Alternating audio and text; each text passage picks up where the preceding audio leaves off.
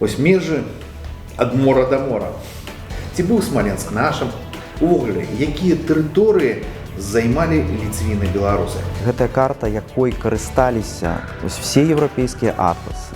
На радзівілаўскай карце спецыяльна пазначылі менш лесу, каб не палохаць нейкіх магчымых там людей, якія готовы... Может, ты самые беловежские, лебужские, так, бо была такая меркаванне, что тут просто лес, дикий лес и болото, и немагчыма пройсці. Сарматы паміж Балтыкай і Чорным морем. Яна сціснута, яна дэфармавана, яна не напоўнена, в ёй ёсць толькі Барисфен, Дняпро, па якім мы можам падняцца ўверх, даплысці да нейкіх гор, якія знаходзяцца вось якраз такі на нашай міншчыне, так бы мовіць. Карта вобраз, які трымае Ісус Христос, як правіла, і па цэнтры знаходзіцца Иерусалим.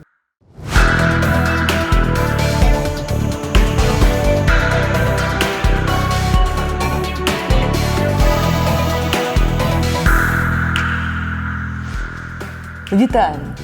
Добрый дзень! Усім, хто з добрым каналам. Мы працягваем нашы сустрэчы ў відэаблогу «Меркаванні на добрым».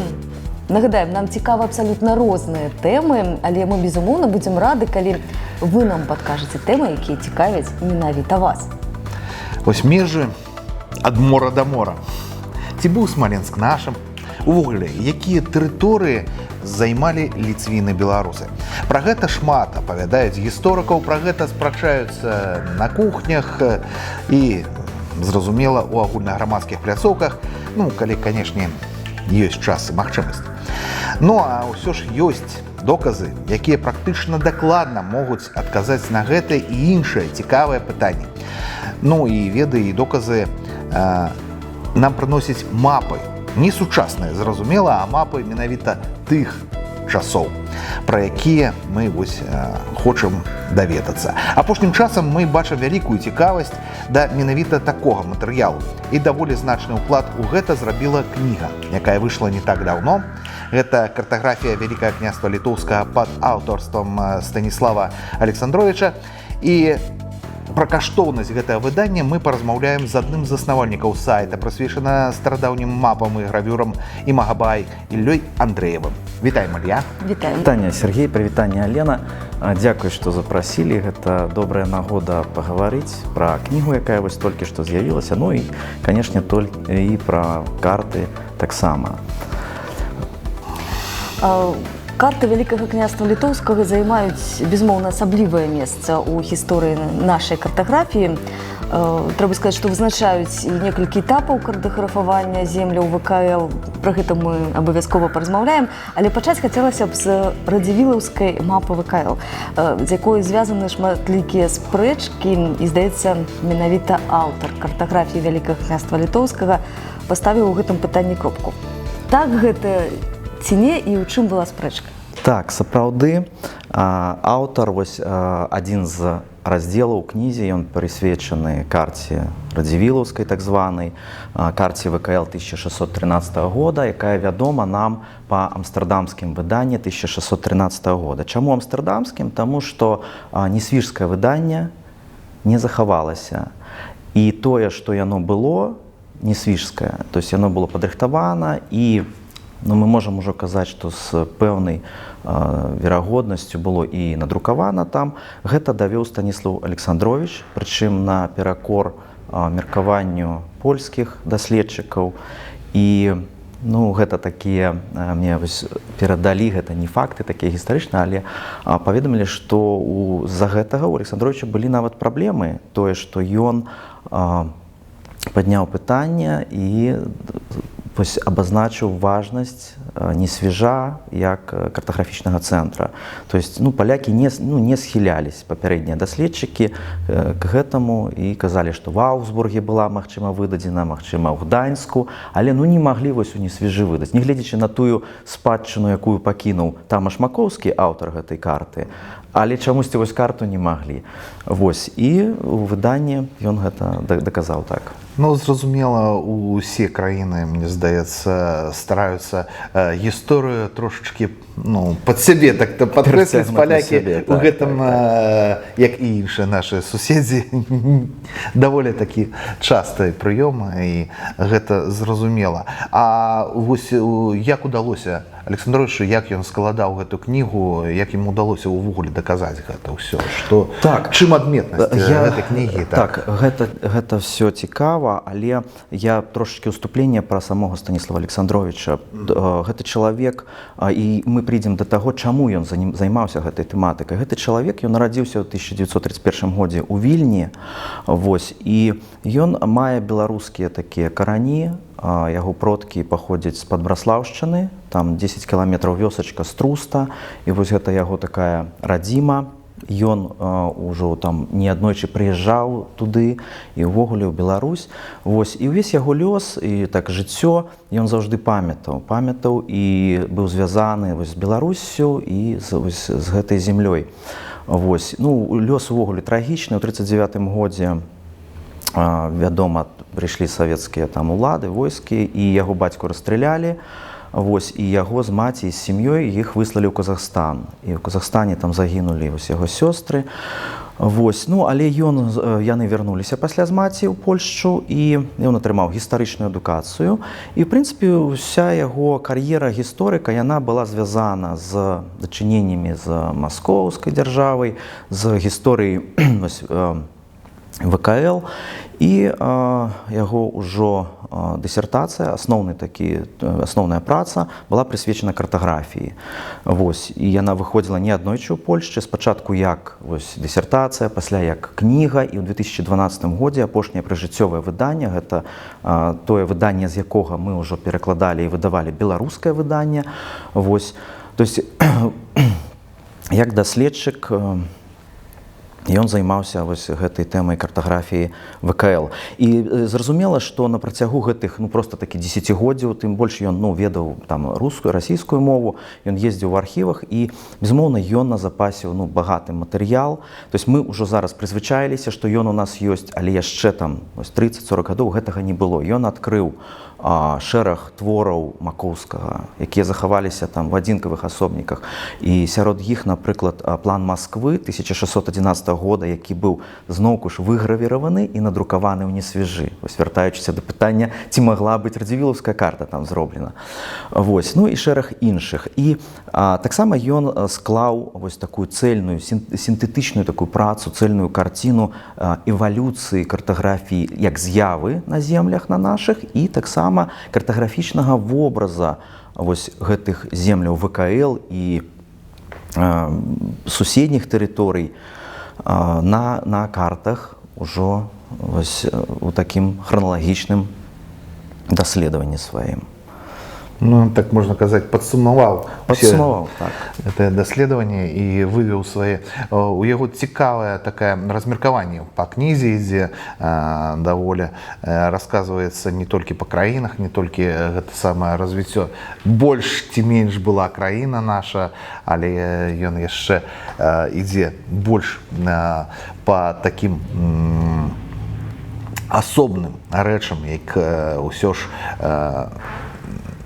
пабытовыя, там карты для чагосьці, для прызначэння нейкае, вайсковае нейкае, гэтак далей. Гэта вельмі цікава.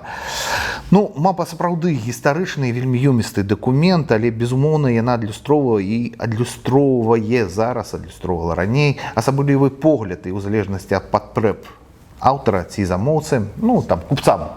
Магчыма, былі там хутчэй магната, дарогі, рэкі, населеныя пункты, там перашкоды нейкія на шляху, а вайсковыя ўжо карты яны больш такія павінны быць, там дзе развярнуцца, дзе схаваць войска, дзе можна.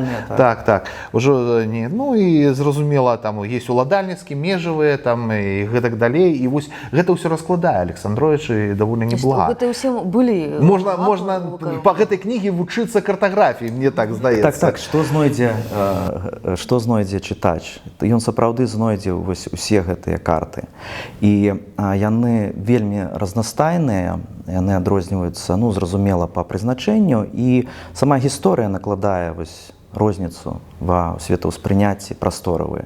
Калі мы гаворым пра раннія карты, так, то вось гэтая прастора паміж Сарматыя, паміж Балтыкай і Чорным морем, яна сціснута, яна дэфармавана, яна не напоўнена, в ёй ёсць толькі Барысфен, Дняпро, па якім мы можам падняцца ўверх, даплысці да нейкіх гор, якія знаходзяцца вось якраз такі на нашай міншчыне, так бы мовіць. І там ёсць не марскі, рачны нейкі шлях, ці тое па Двіне, ці тое па Нёману, у нейкія ўжо прыдзелы населеныя, у паўночныя нейкія краіны. Вось, гэта видение адно. Пасля мы прыходзім у сярэднявечча. У сярэднявечча гэта карта не... Там прысутнічае вось магчымасць перамяшчацца ў ёй. Але ўсё ж такі гэта карта-вобраз, які вось трымае Ісус Христос, як правіла, вось, і па цэнтры знаходзіцца Иерусалим, таму што ў Бібліі было сказана, што ў цэнтры Иерусалим, адпаведна, ўсё вакол. І гэта догма, якую до 15 стагоддзя яна захоўвалася на картах. І там спрабавалі рознымі, ўжо было зразумела, што гэта не так, але спрабавалі неяк абысці. Вось, і там зусім іншае прадстаўленне гэтай прасторы. Яно напоўнена нейкімі, мы ведаем, там, міфалагічнымі, якія цяжка часам вытлумачыць. Прычым такая тэндэнцыя ёсць, што ўжо картографы ў 15 стагоддзі прекрасна ведалі, пачатку 16-го, што нема гэтых чудзеч. Але малявалі, таму што запрос грамадства працягваў заставацца на гэта ўсё. 15 стагоддзе гэта пачатак якраз такі напад на Беларусі, на пачатак новай Вялікае картаграфіі. Княства, так? Так, мы можам казаць, безумоўна, такога матэрыяла тут мясцовага не захавалася, так, нейкія згадкі, быццам бы былі нейкія там чарцяжы, малюнкі, вось, але ўжо 15 стагоддзя, другая палова, нават канец 15 стагоддзя, гэта ўжо спрабуюць адмаляваць гэтыя тэрыторыі па-новаму, сучасным чынам, не антычнае вось гэтае ўяўленне. Вось, і тут ужо пачынаецца вось абуджэнне і мясцовыя думкі, мясцовыя студэнты, яны едуць у Еўропу, яны расказваюць, што тут няма гор, што тут няма монстраў, што тут не толькі балоты, лесы, там, медведзі, так? Хаця гэта пра медведзі захоўвалася доўга, яшчэ, напэўна, захоўваецца, мы можам казаць. Вось, то есть, так, гэта кніга, яна паказвае развіццё, як разварачвалася гэтая прастора вось ва ўяўленнях чалавека на працягу ўсёй вось цывілізацыі нашай.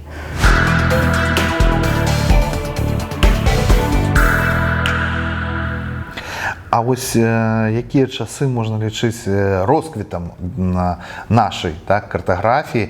Якраз яна, мне здаецца, прыпадае на час, які ёсць у гэтай кнігі, якраз на картаграфіі Вялікае княства Літоўскага. І якія, можа, прыклады самыя такія яскравыя? Так. Безумоўна, звязана росквіты картаграфіі, любой іншай сферы дзейнасці, гэта з росквітам проста грамадства, краіны. Вось. І, як мы ўжо казалі, гэта радзівілаўская карта, гэта помнік недаацэнены, пра які трэба казаць. Вось, прычым гэта не той, што я тут вам расказваю, гэта прызнаецца ўсімі даследчыкамі. У пачатку 20 стагоддзя Веніамін Корт, вельмі такі аўтарытэтны гісторык картаграфіі, ён казаў, што гэта помнік вось такога ўсходнееўрапейскага значэння. Вось, вяртаючыся чыя гэта карта, ці вядома гэта дакладна, хто яе складаў, хто быў уладальнікам там гэтых самых карту мы кажам, так? Так, Радзівілаўская, але Радзівілаў было шмат. Так, аўтар карты, не аўтар карты, а як ён сам сябе пазначыў на картушы, гэта ініцыятар выдання, чыім коштам і старанням была выдадзена гэтая карта, гэта Мікалай Радзівіл-сіротка, віленскі воевода. Вось, чалавек вядомы, такая зорка і свайго часу, і нашага часу. Асоба такая значная. Так, ён, мы ведаем, што вось Несвіж, які захаваўся, гэта дзякуючы яму. Шэраг перагрынацыя яго выдання, яно было вельмі вось яго пілігрымка ў Іерусалім, так, гэтае выданне было папулярнае і ў тыя часы, калі ён яго выдаў, вось яна пастаянна перавыдавалася. Ну, яго культурны, палітычнае вось значэнне, ну, то есть мы тут все ведаем. І адным з момантаў гэта было тое, што ён запрашаў архітэктараў, мастакоў, сярод іх гэта мастак-графік Тамаш Макоўскі, які вось пакінуў вялікую гэтую графічную спадчыну, якая таксама яшчэ не апісана. І вось Александровіч, ён у кнізе ён задае, як бы задаў кірункі далейшых пошукаў і далейшай дзейнасці. Вось, і адной з асоб, пра якую насамрэч не напісана яшчэ і не падсумавана вся вось эта спадчына, гэта Тамаш Макоўскі, які працаваў у нашым несвежы, які быў, ну, на сёння я так ведаю, што гэта быў першы гравёр па медзе у ВКЛ. І Ну, про гравёру давайте зробимо. Добра, вернемся до карт. Такую размову асобную. Гэта вялікая такая Вяртаемся до карт. Так, да мап. Вось у чым асаблівасць і цікавасць гэтай радзівілаўскай карты, што яна, вось там ёсць нейкія такія ці гарады, ці межы, ці што цікавага і такога значнага ёсць. Наколькі разумею, гэта якраз такі сучасны, да, больш на той момант такая менавіта сучасная карта. Гэта была вельмі актуальная карта. Гэта была актуальная карта. Гэтая карта, якая, я ўпэўнены, здзівіла еўрапейцаў. Вось гэтая карта, якой карысталіся все еўрапейскія атласы, калі яны адмалёўвалі незалежна асобны там ліст Вялікае княства Літоўскае, альбо яны рабілі выяву карты Европы, ну там же трэба маляваць, што там у тым ВКЛ, альбо карту света. Безумоўна, яны абапіраліся на радзівілаўскую карту. І гэта працягвалася больш, чым 150 гадоў насамрэч. То есть, і больш за тое, у 1812 годзе выдаецца карта Вялікага княства Літоўскага, ну яна не прэцкага ўжо, ось, але мы можам казаць, што яна у аснове сваёй, яна ўсё яшчэ абапіраецца на карту ВКЛ. То есть, гэта вось значэнне яе для картаграфіі. Але як вернемся да карты, так, яна прадставіла Вялікае княства Літоўскае, вось яна паказала ўсяму свету, што гэта за краіна. Безумоўна, ўжо была Люблінская унія, была ўжо вось гэтыя украінскія тэрыторыі ўжо былі інкарпараваны у тэрыторыю, у землі кароны польскай. Вось. Але пры гэтым на карце пакінуты гэтыя межы старога, такога магутнага ВКЛ. Яны там абазначаны старыя межы, ну і ўжо новыя межы паказаныя. Гэта таксама, ну, безумоўна, тая колькасць населеных пунктаў. Разумееце, што стаіць за населенымі пунктамі? Гэта насельніцтва, гэта вось гэты патэнцыял. Ёсць меркаванне, што на радзівілаўскай карце спецыяльна пазначылі менш лесу, ну, каб не палохаць нейкіх магчымых там людзей, якія тыя самыя белавежскія, лібургскія, нашыя пушчы. Бо была такая меркаванне, што тут проста лес, дзікі лес і балота, і немагчыма прайсці.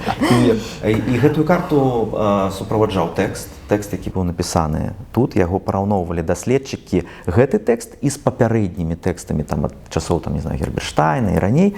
Вось. І там паблокава вось гэты тэкст, які суправаджае карту, ён менавіта разбурае вось гэтыя папярэднія міфы. Напрыклад, тое, што сюды можна падарожнічаць толькі зімой на санях, таму што, ну, іначай вы не праедзеце. То есть там асобна падкрэслена, што расказана, што дарогі там ёсць, што жывуць там культурныя, цывілізаваныя людзі, і гэта краіна, ну, ось, адкрытая для свету. Ну, і якраз задалі нейкія такія палітычныя. Вось калі пра дзве межы адразу ўзнікае, так, сіротка быў, відаць, яшчэ і так палітычна, гэта сама, трэба будзе як-небудзь гэтыя межы аднавіць. Безумоўна, гэта палітычны крок. Гэта палітычны крок, гэта захаванне вось гэтай памяці аб велічы краіны. І, ну, яно ва ўсім там прысутнічае. Ну, яшчэ, ведаеце, гэтая карта, яна прэзентавала не толькі ВКЛ, калі казаць шчыра, яна прэзентавала і веліч вось радзівілаў род, потому что на тэрыторыі там Беларусі там, я не знаю, там ну не палова, ну Так і Україна, і так само там Радзівілы, так То есть, паўсюдна. яна показывала таксама і веліч роду радзівілаў. Мы не ведаем, як выглядала вось гэтая першая карта, которая была падрыхтавана ў несвежы. Але у нас ну, захаваліся ўскосныя нейкія фрагменты, перавыданні, па якіх мы можам судзіць. І таксама згадкі, што тая карта была большага памеру. І на той карце былі намаляваны асобна гарады Вялікага княства Літоўскага, Вільня, там і іншыя, Клёцк. І пераважна гэта былі гарады ўладанняў радзівілаў. То есть гэтая карта таксама прэзентавала і ось гэтых некаранаваных таких правителей, да, Великого княства Литовского Радзівілаў. Вось. Ну, про іншыя карты можам казаць, про якія значимыя. Так, гэта, конечно, інфлянская вайна. Інфлянская вайна парадзіла, стварыла вялікую колькасць карт вайсковага прызначэння. І гэтыя карты ствараліся ну, для канкрэтнага вайсковага ўжытку, каб разумець войскі, нейкія прасторавыя ўяўленні. І ёсць такое меркаванне, што Баторый перамог у гэтай вайне толькі таму, што ў яго былі гэтыя карты. Праціўніка не было. І гэтая спадчына вельмі важная. Польскія даследчыкі даследуюць і адносяць гэтыя карты з інфлянскай вайны.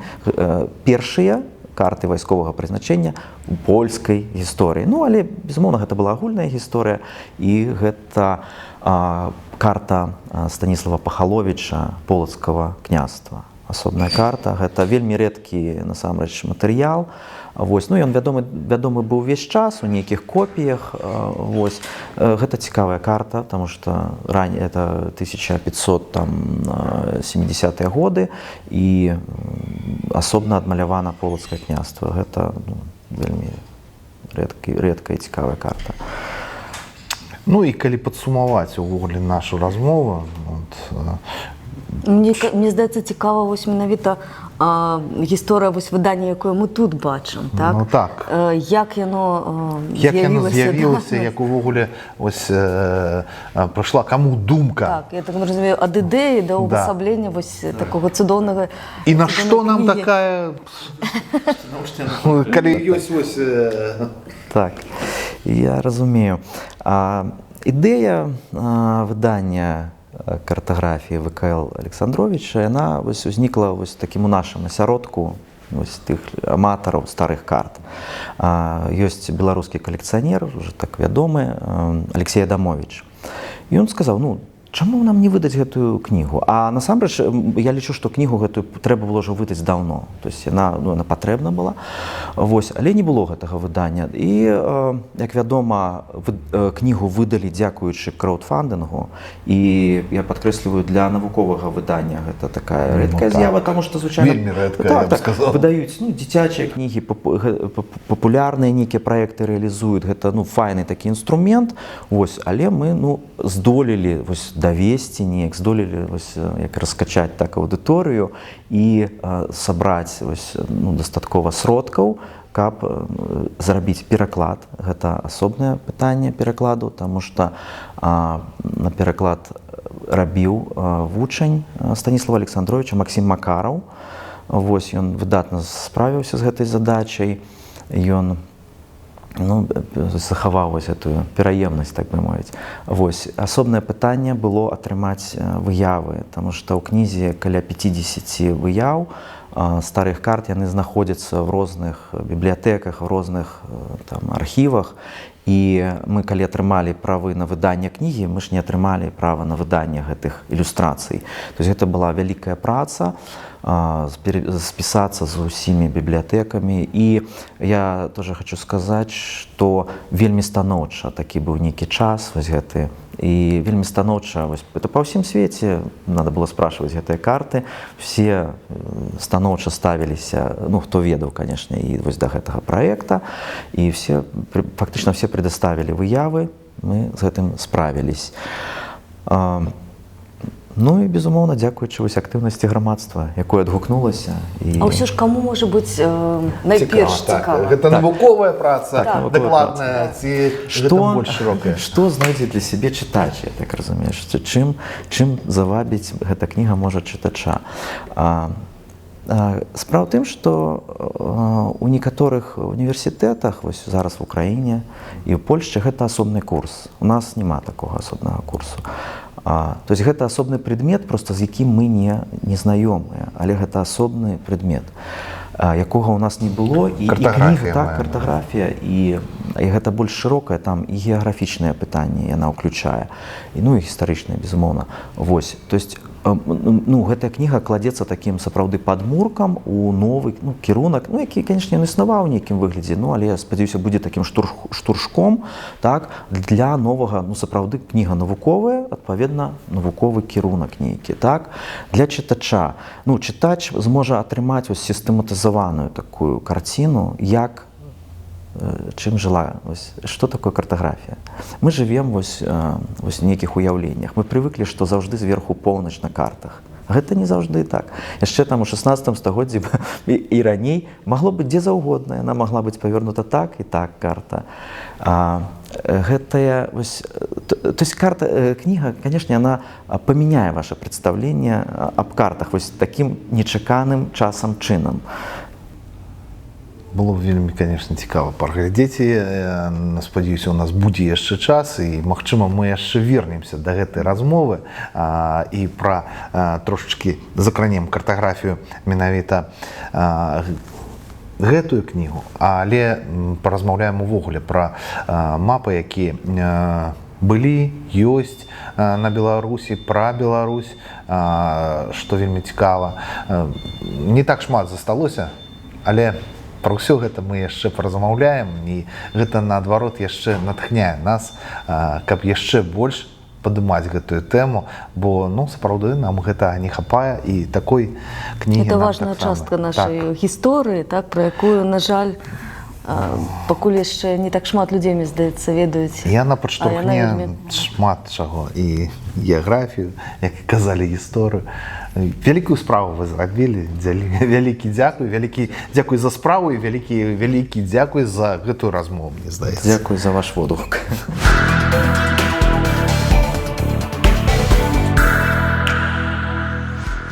А нам застаецца так падвесці так трошачкі вынікі.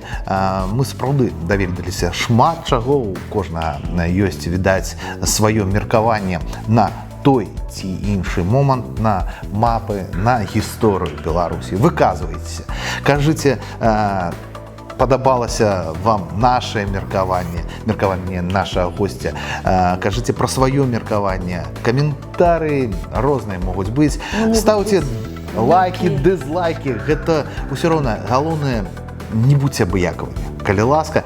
А калі вы яшчэ не будзеце, сапраўды, абыякавымі да нашага канала, так, і паставіце прыязна да яго, то, калі ласка, падпішыцеся на яго і можаце націснуць яшчэ на званочак яшчэ, і тады будзеце атрымліваць больш дакладна пра тое, калі выходзіць на нашыя праграмы. А нам трэба развітвацца, так? Вялікі дзякуй усім, хто сёння быў з намі. Вялікі дзякуй яшчэ раз Іллі, што да нас завітаў. І да новых сустрэч. Бывайце. Дзякуй.